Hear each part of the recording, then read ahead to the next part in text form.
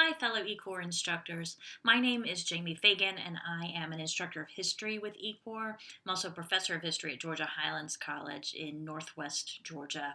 I've been teaching online for several years. I've been with eCore since 2016, and I was teaching online with GHC a few years before that. So I have experience with online courses dating from about 2013 on. And what I was asked to speak about today was communication. More specifically, how to communicate effectively with your students without losing your mind in the process. So, what I wanted to do was to offer some strategies to make communication with your students meaningful and sustainable.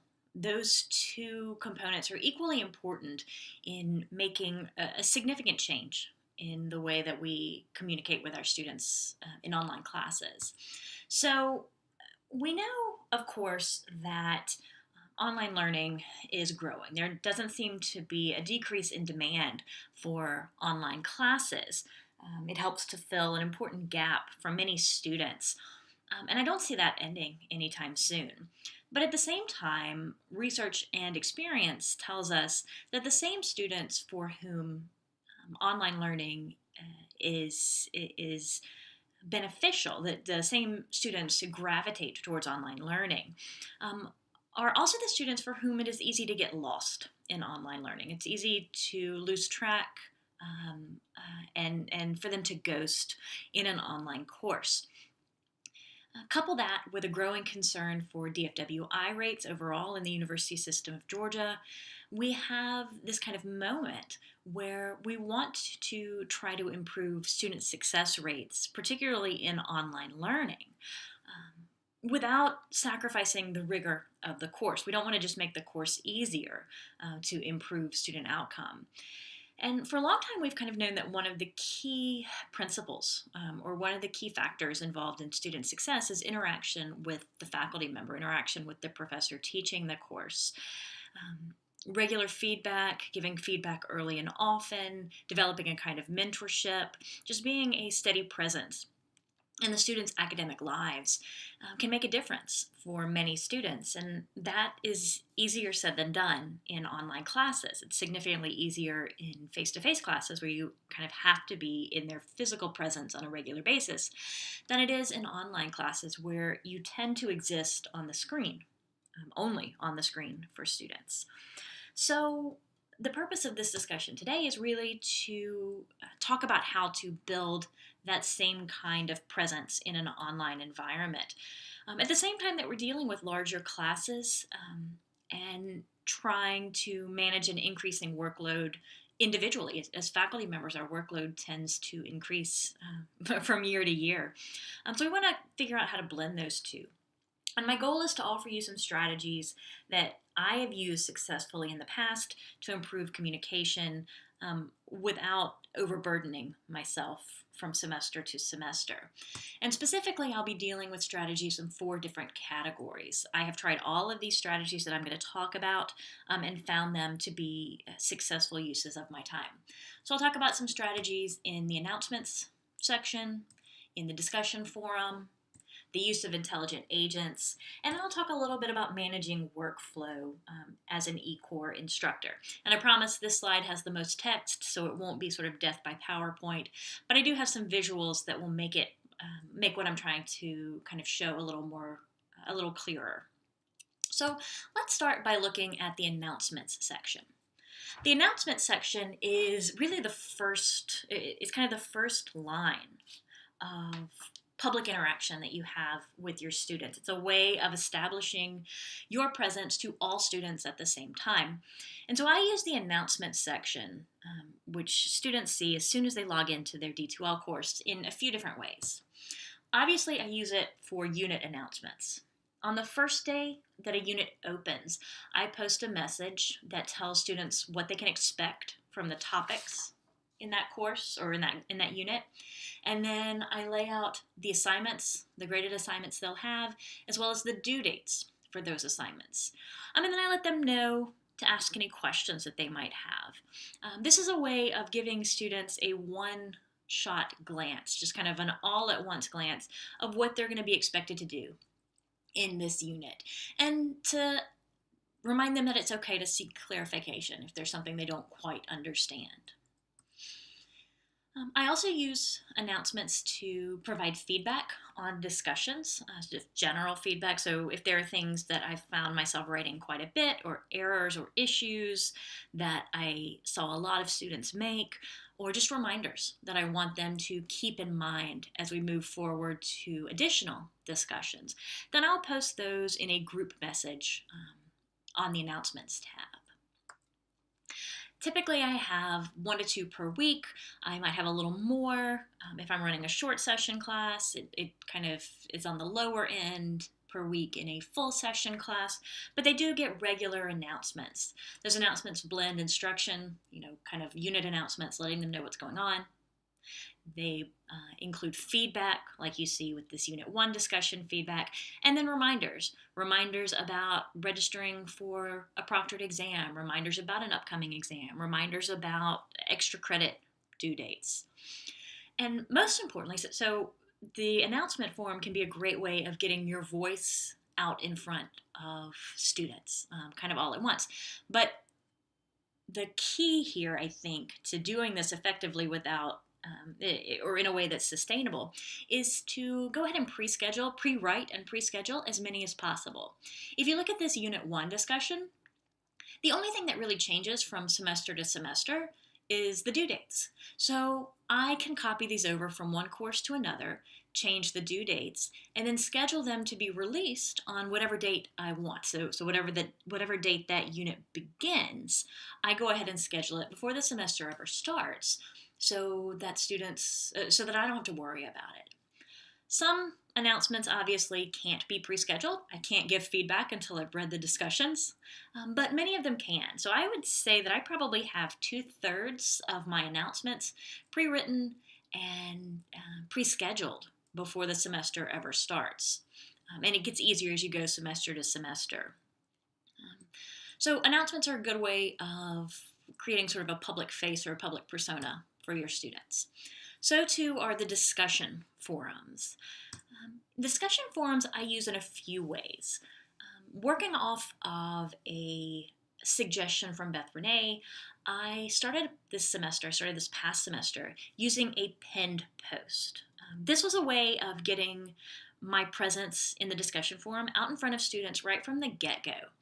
So if you imagine that they have a discussion prompt, like this one for the Unit 1 discussion on the Mongols, I can read this, or I do read this, from the perspective of an historian.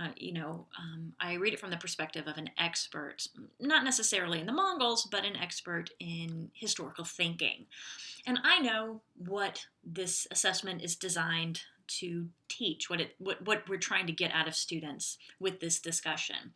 But students may not. So in the interest of transparency in learning and teaching, I always take my first pin post and kind of explain what's going on in this discussion. In this particular discussion, I think the most important factor, the most important skill that historians or that our students are developing is historical empathy, the ability to judge historical actors in the context of their values and not ours. So I explain that, and I give them some further questions that they can think about and some suggestions for developing their essays, and remind them that there's no right or wrong answer here, but I want them to think through the discussion prompt and their answer to it critically. And then I pin it so that no matter who posts when, what order, how the discussion develops, mine is always the first. It's at the top of the thread, and so students are confronted with it as soon as they log in to this particular discussion thread. I always title it something super creative like "Read Me First" or "Start Here," so that students know exactly what I'm expecting them to do with this discussion or with this pinned post. That, like I said, last semester was my first time using it, and it was really successful. My students really liked it, and I got great feedback on the evaluations about the discussion forum this semester. You can also use the discussion forum to establish communication and presence through responses. And I do this in a few ways. I will respond directly to students' initial posts. I sometimes jump into conversations that are ongoing, like you see here, trying to model what an academic or what a scholarly discussion actually looks like. And I'm trying to prompt them to engage with content and ideas rather than form and style, and to come back and check on their posts, to check on their discussions to see if there's been something to further it. So instead of coming in, dropping some information, and moving on to the next discussion, I want to encourage them to come back and engage as appropriate. So how do I do that? Well, I do that by kind of modeling it and by teaching students how to do it. So how do I do that without going crazy, without having to check every single discussion every single day? I use the subscribe to this thread feature. So when I type up a discussion, when I type up a reply, I always check the subscribe to this thread box that you can see right here. And that will have GoView, it'll have the learning management system alert me whenever students respond to that thread. So I can just go back in and check on specific threads to see if I need to follow up with conversation. I also tell students this same thing. I give them this tip so that they can go back and check on their threads to see if anything's been posted, trying to teach them that scholarly discussions are ongoing. I will also use the discussion forum to post helpful tips for students. So, for example, in History 11-12 for Unit 6, they have an essay rather than a discussion. And so I use the discussion forum to post tips for the essay. They range from, how to get started with an essay to crafting a strong thesis, using evidence effectively, how to organize your ideas, how to proofread your ideas. I also allow students to post specific questions to me or to each other about the essay. So this is just kind of a place to talk about essay writing skills in the same way that you would in a face-to-face class, but in the online environment. This creates a lot of presence for your students, a lot of presence for you in your students' mind. A third way that we can improve communication with our students is by using intelligent agents. And if you haven't used intelligent agents, they're one of my favorite features of this learning management system because they allow you to email automatically specific students who fall into a specific criteria. So you can set up a criterion for an email that you want to send, and only students who meet that criteria will receive the email. So if you've never used it, first of all, there are a couple of webinars out there, several videos, and I believe that eCore has a webinar on using intelligent agents as well. But you'll find it in the course administration tab under communication. And when you click on intelligent agents there, it will bring you to your intelligent agents tab. And I use it a lot, like a lot. This is the intelligent agent platform from my 11-12 course last semester. And you'll see that I use it to alert students when they're missing orientation material, the mandatory attendance quiz, or their intro thread. I use it to alert students when they've missed a deadline. I use it to email all students, regardless of grade or divided by grade, to let them know about their status at midterm. I also give them tips and tricks, let them know how many more assignments they have to go, give them kudos if they're doing well, give them suggestions for improvement if they might want to pull that grade up, and ask students who have a D or an F to contact me about getting back on track. So every student gets an email from those 5 intelligent agents. And then I will also use it to email students who have been missing from the course for more than a week. So this runs every Sunday evening, and they just get an email if they haven't logged in the week. I have all of these set up at the beginning of the semester, and I schedule them so that they run in the background, and I don't have to think about it. I don't have to worry about it. I did not, the very first time I used Intelligent Agent, I think I had 3 or 4. It did not look anything like this, so baby steps. And I'm constantly changing, improving, trying to update my use of intelligent agents. So in this short semester, I'm teaching a 2111 course, and I've added a teacher alert that runs every single day to let me know if any student hasn't logged in a week. So they get an email on a Sunday if they haven't logged in the week before, but I get an email every day letting me know if students have been absent for a week so I can see patterns, see if I need to reach out, see if I need to contact seeds. And then I've also created an early warning intelligent agent that I can run at the 25% mark and the 75% mark to let students know that they have either an F or a D, and that they should contact me so we can figure out how to get back on track. That intelligent agent is based on their released grade, their final grade at that point. So it just runs and then lets students know where they stand. So I'm experimenting with those this semester. See how it goes. The final tip that I have, or the final strategy that I have for doing all of this without really kind of being overwhelmed, is to develop strategies for managing your workflow. In academia, it's very easy to let the semester take over your whole life because there's always something else to do.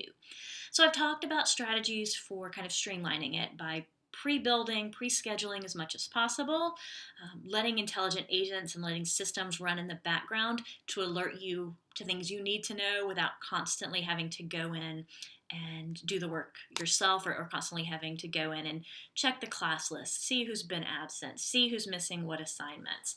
It just kind of makes that part a little bit easier so you can focus on the outreach and the feedback rather than the data gathering.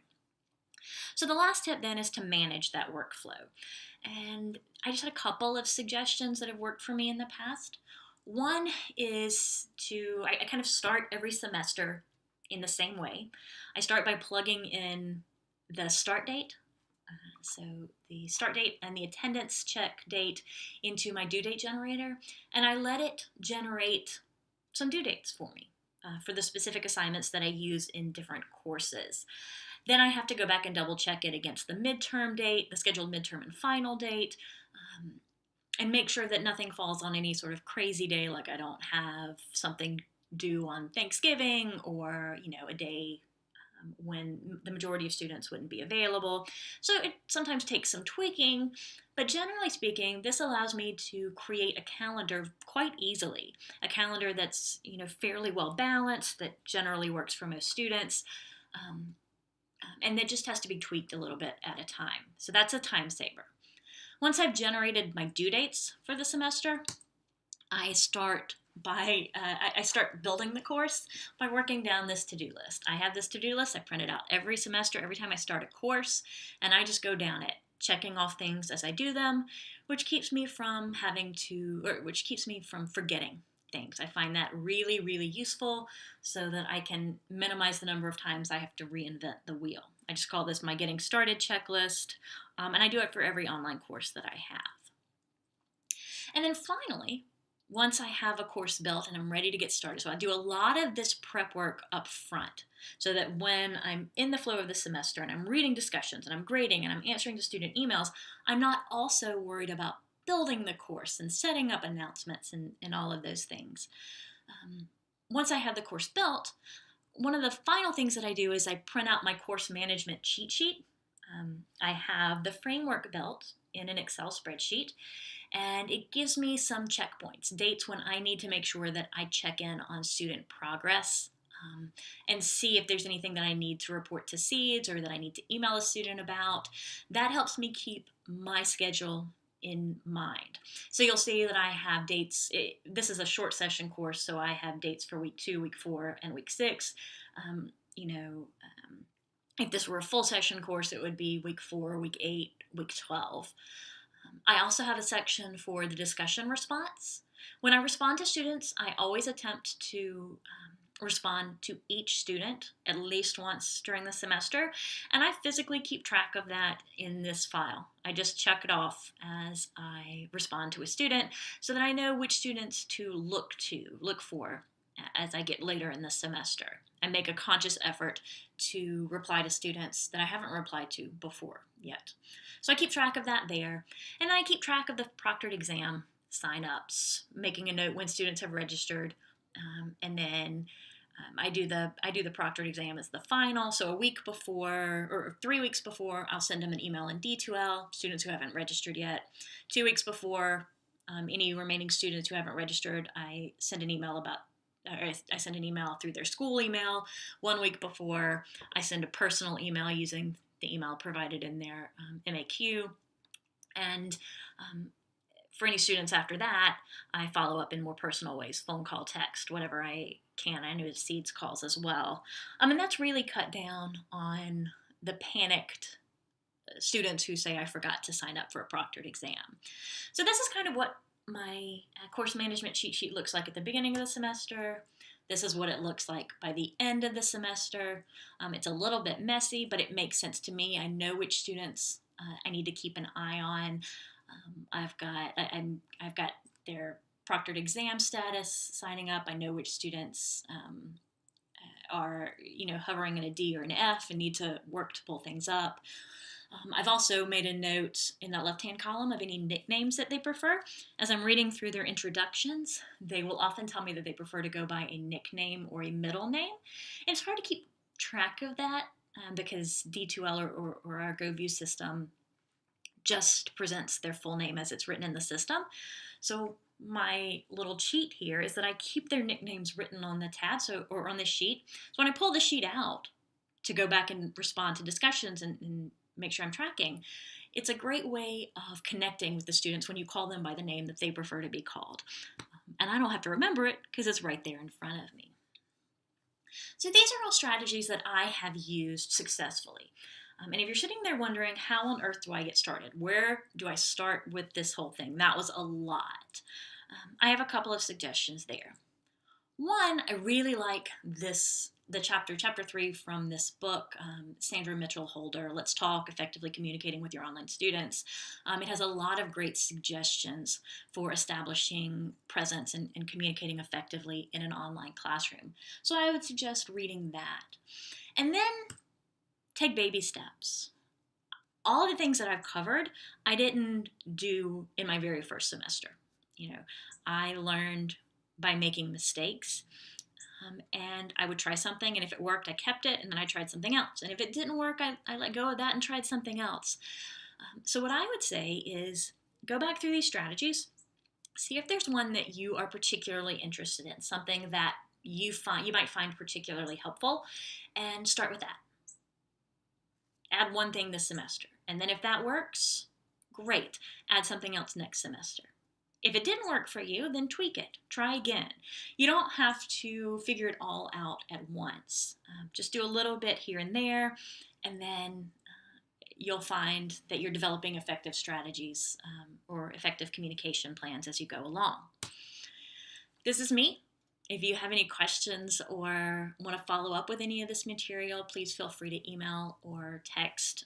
I am happy to share anything that I have and to answer any questions that you might have. Thanks so much for your time, and I look forward to hearing from you. Bye-bye.